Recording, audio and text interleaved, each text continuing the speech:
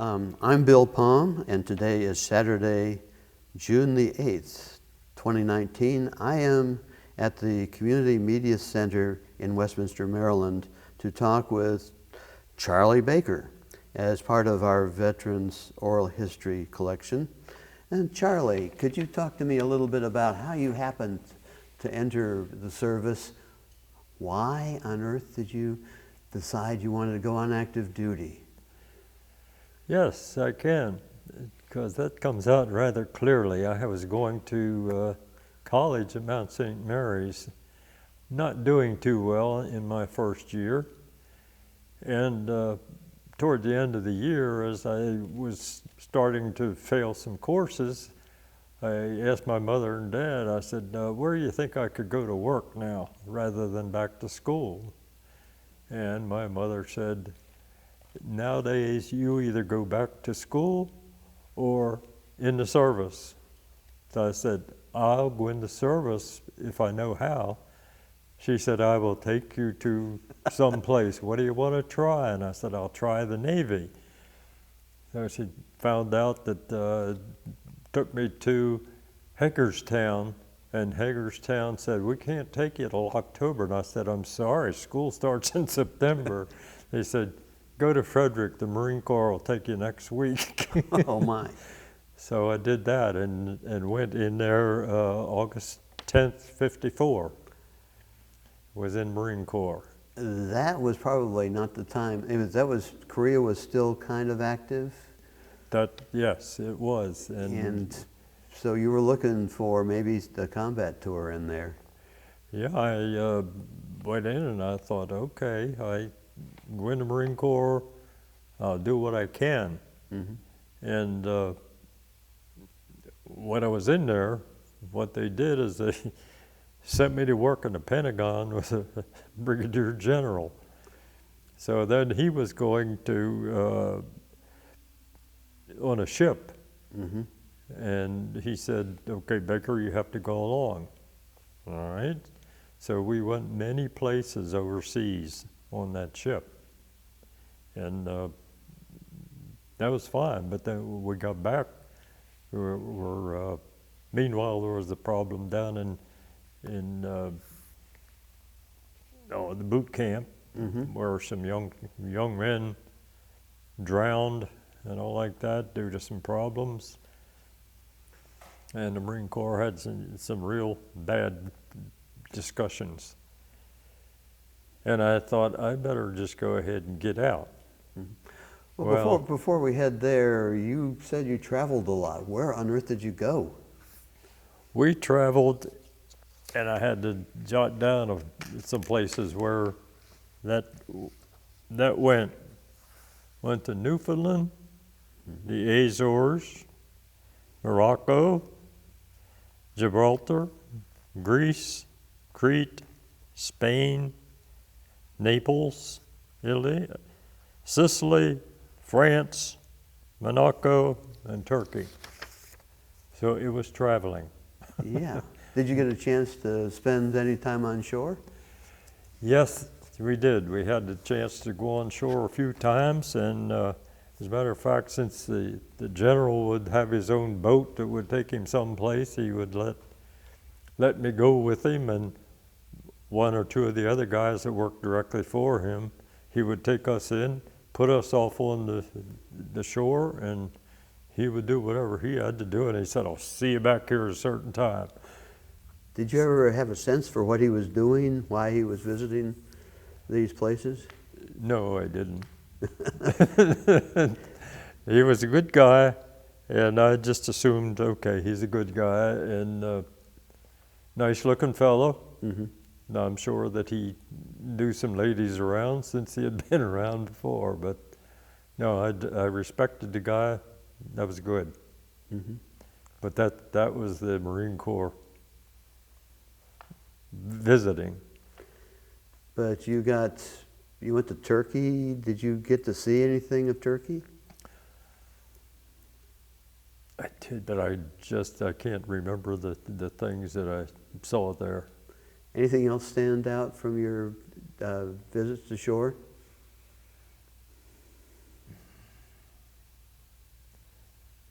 No, I wish I could, but I just can't remember back that far. Okay. Well, that was 1955, 56?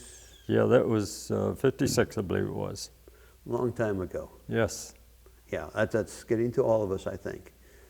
Yes. So then, after you'd had some time to get around and see the world with the Marine Corps, then what happened? Well, when it got back in the general I was working for, we were in the Pentagon at the time, and he got orders to go to the West Coast. So he told me, he said, Sergeant, I am going to be leaving, and I will take you with me, but I got to tell you, you're an idiot if you don't get out and go back to school. Because I had just gone 1 year to Mount St. Mary's. So with that, yes, sir, I will get out and go back to school. I mean, I really respected the man. So with that, in August of 57, I got out of the Marine Corps, went back to Mount St. Mary's for 3 years. While I was in there, well, I just kind of spent the time there. Graduated, then I went to work up in Pennsylvania for civil service. And after about a year up there, I got a letter from the Navy saying, we will give you a commission in the Navy. So I thought, I don't know why, but yes, I'll go to Philadelphia and get a commission as an ensign in the Navy.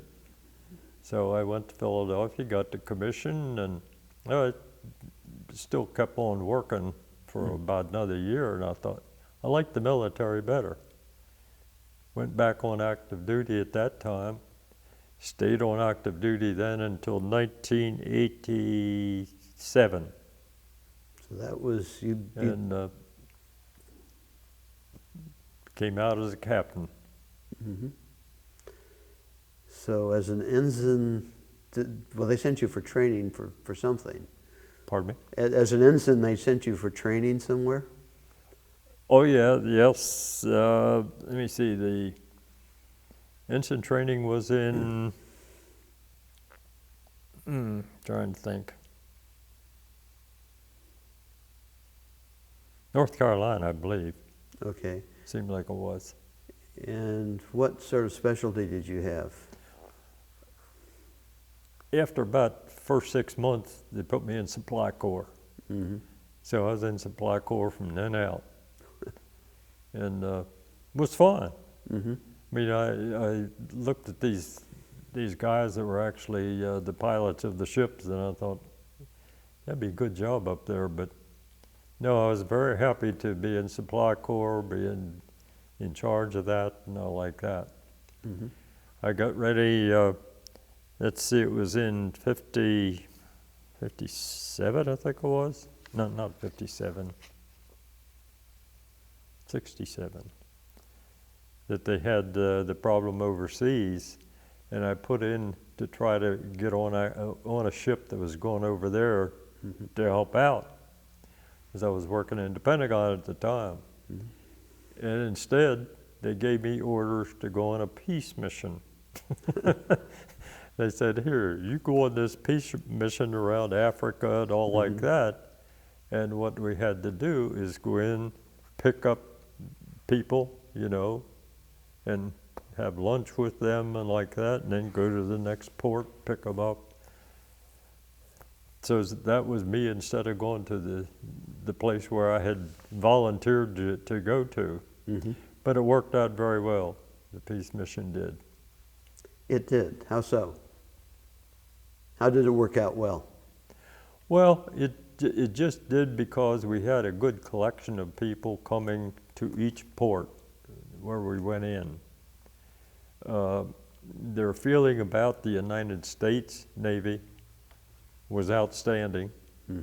I was amazed that when we would pull into a port, how many people were just there, not coming aboard, but just waiting and waving and all like that.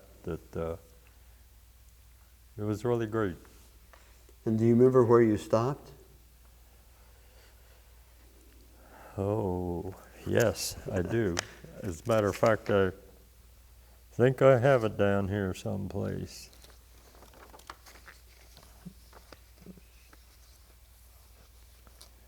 On the, let's see, that was Marine Corps. We went to many places. Bermuda, St. Thomas, Puerto Rico, Port-au-Prince, Haiti, Guantanamo Bay, Bahrain, Doha, Qatar, Monrovia, Abidjan, Accra, Ghana, Luanda, Angola, Lourenço Marques, Mozambique, Mombasa, Kenya, Abu Dhabi, United Arab Republic, Djibouti, Somalia, Karachi, Pakistan, Bombay, Italy, Marathas, India, and Colombo, Ceylon. Wow. Did a bit of traveling. Yes, and that's a diverse array of places, lots of different kinds of experiences, I'm sure. Did you relate primarily to civilians when you did these? To the what? Civilians, local civilians, or were you? Yes. Okay, that was primarily, it was not. That's what it was normally, the governmental heads coming in too, and things like that. So this was diplomatic stuff. Yes, yes. Shake hands, smile. Yes. And that was really about it. I mean, and I thought, here, what am I doing here when I was trying to volunteer to go over to the battle area where we were, or where the United States was at the time. Yeah. What do you think it paid off? Do you think it was worthwhile for you? I think so. I mean, I had no grievance of having gone at all. And I felt much better about the people that came aboard. They felt good about coming on, and there wasn't anything bad, happening on the shore, from the people there. Well, at that point, you were a lieutenant, or what rank did you have at that point? At that time, I had, I think it was a commander at that time. Okay. Okay. And you were used to doing supply? Yes. So we had to do the luncheons and everything. Oh, okay. So you helped keep things organized. Oh, yeah, yeah. So to get the supplies, to do the luncheons for these people, and do the whole organization of the thing. Yes, that was my chore. So you weren't just an ambassador in uniform, you were indeed. I had to do that thing. Yes, indeed. Yeah. Yeah. Anything stand out from that time in your career? At this point in time, I know at that time it did. At this point, I just can't remember anymore. And then what did you do? And then at the end of, let me see, then I came back and I was working in the Pentagon. I was working in the Pentagon for a while. And worked at, went to George Washington University at one point in time, back about 70 to 71. They wanted to give me a master's degree. I said, okay, I'll go to school again. So that was what, 2 years for your master's? Yeah, 1 full year. 1 full year. Into 71. And then following that, I was with OpNav, what they called Op 92 in Washington. That was 71 to 74 time frame. And what did you do there? There was generally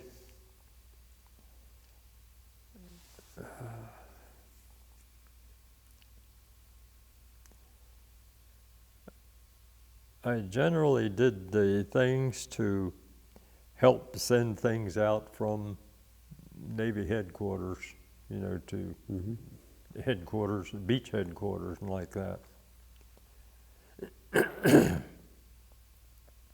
I wish I could remember more about it, but I just remember that. Then after that, went to the Navy Audit Service, headquarters out in Crossroads, or Bailey's Crossroads, Virginia. And you were auditing what?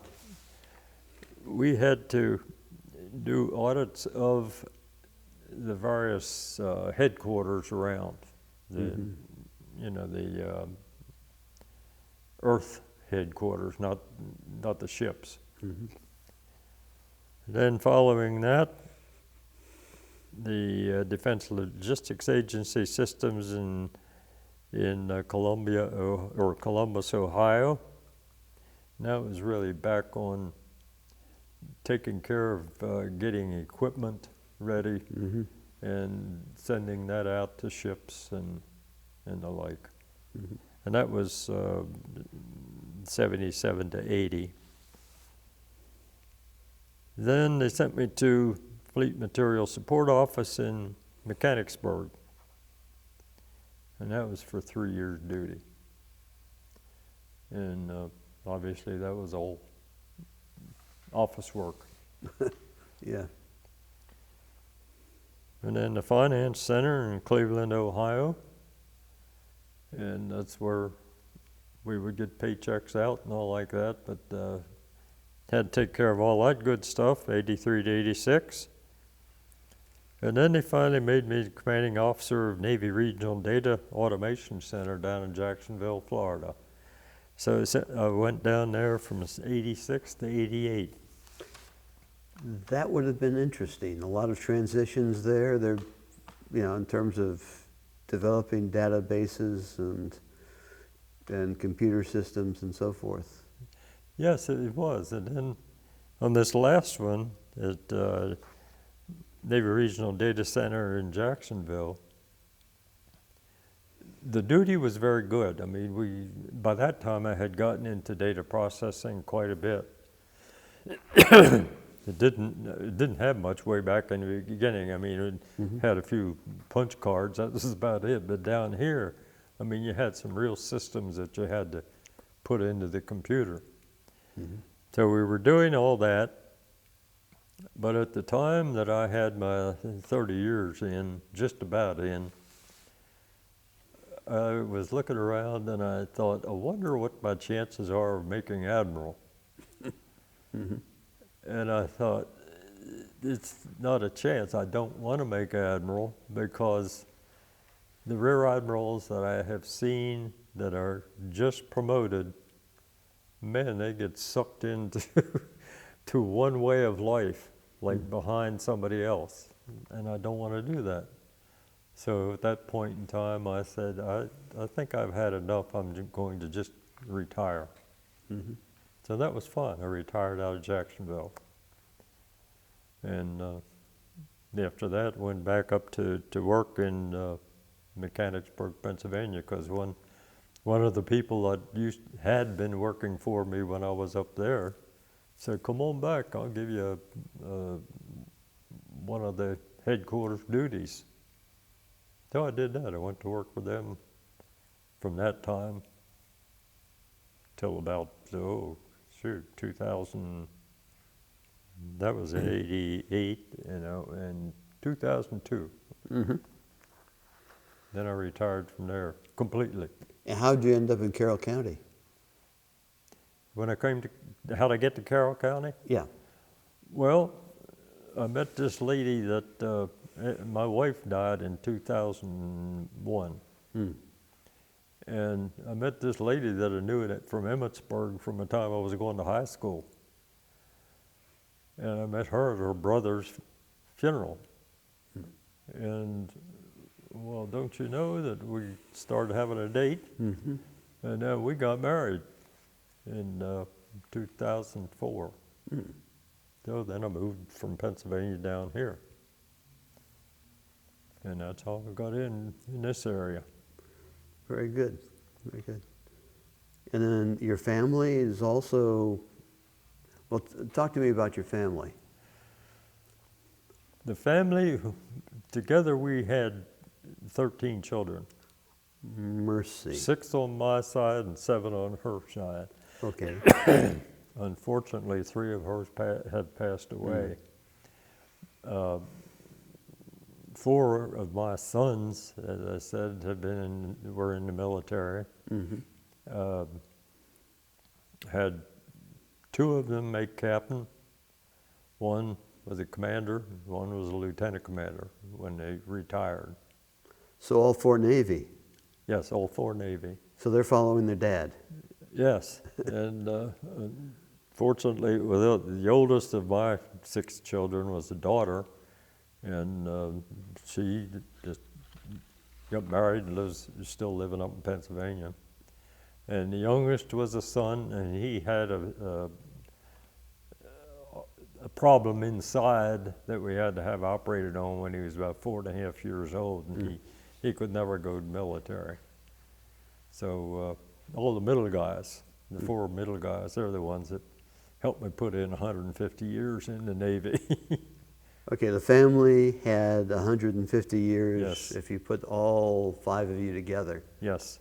Okay, there's you, and then there's 4 sons, and each of them was about 30 years, huh? Yes, one is still in. He's on about 32nd year, I think. He I can't think of the duty station he's taken overseas just about 2 months ago. But he's on a ship over there. So he's shipboard. Yes. Operations. And he is a captain. He's captain of the Yes. ship. Oh, what sort of ship is this? Oh. I'm sorry, I can't remember what it is. Okay, destroyer. Oh, no. Bigger? It's one of the types that have come out in the last 10 years that I never saw. Yeah, that's amazing how things change, isn't it? It is a huge thing. But, Yeah. and I would love to get one of these days go over there to see him, but he'll be coming back again probably next spring. I think he comes back. And then he'll think about retiring. Were all 4 of them seaborne careers, or were any of them, like you, more into administrative support stuff? Well, they were, a couple of them went in, like me, as ensigns, or not as ensigns, as enlisted. And then they went up the line from there. There's one that went directly into the place, Naval Academy. Okay. And, come out of there with a degree in a... And a commission. In a commission, yeah. Yeah. But the rest of them, they sort of grew on up to it. So he went in with the Navy as a career in mind, going to the Naval Academy.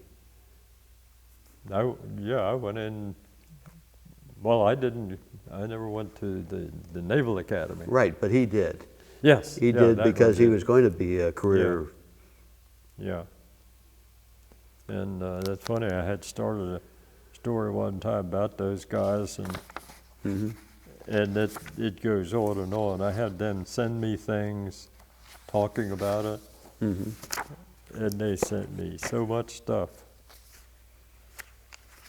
For instance, the places, ex-con cities visited. Okay, wow. I mean, I was trying to put together a story at the time, and then in-service residences where we had lived.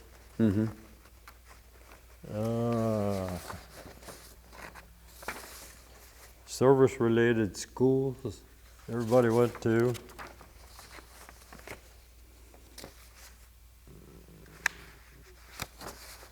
And this is just places where they had gone. But they were all involved with surface warfare kinds of assignments, or were they doing supply work like you did? They were all, none of them were in supply. Okay. No. I would say most all of them, yes, were on shipboard duties. I mean, some of them, you know, did not serve as active commanding officers or anything, but they did shipboard duties. Actually, working your way up to being a ship's captain that takes a while. It does what? It takes a while to work your way into being a ship's captain. Oh yes, yes. Yes, even one of the smaller ships. I mean, you have to have a lot of experience, and you have to not only have the rank, but have some background as far as putting you in there. And obviously, I was in supply corps, so I never went into being the skipper of a ship. But I know those guys had a very difficult time. Some major challenges, major challenges. Yes, yes. Yes. Well, Charlie, it's indeed been a pleasure talking to you, and I've really, really appreciated the opportunity to hear about your career.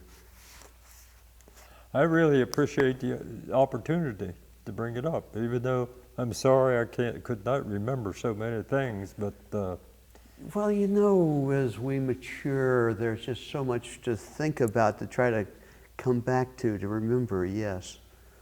But you've got a lot there. As it turns out, sometimes with 30 grandchildren and now I think there are about 6 great-grandchildren, I have a hard time just remembering all names.